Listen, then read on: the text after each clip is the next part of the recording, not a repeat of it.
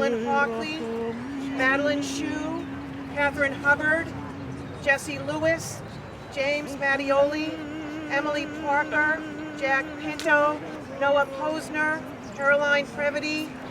Those were all from Newtown. America, we do not have a Second Amendment issue. We have a Second Commandment crisis. The near infatuation with the gun is moving dangerously close to becoming a full-blown worship of a false idol. We have vested the gun with power and sacredness far beyond its ability to deliver.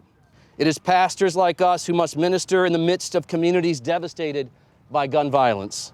It does not matter if the tears of grief come from Newtown or Hartford, Bridgeport or Tucson, Oak Creek or Oakland, Littleton or Virginia Tech, Nickel Mines or New York City.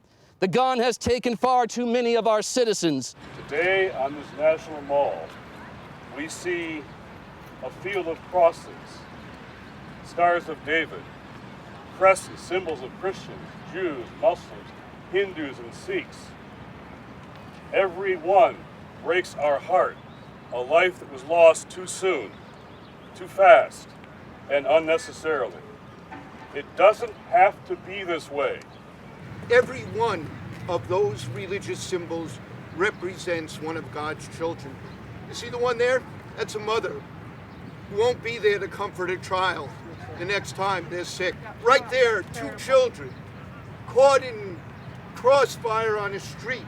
And my friends, we are here to testify it does not have to be that way. We are calling on our Congress to pass the assault weapons ban. To pass the legislation that limits high-capacity magazines.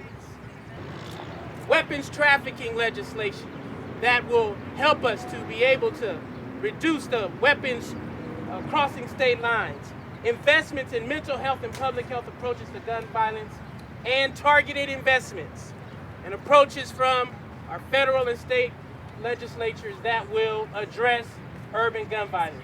On October 20th of 2012, I lost my son Shane at the age of 20 years old.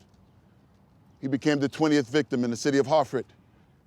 We haven't found our way home yet. We haven't gotten back to our regular life yet. I surely believe that we'll never get back there.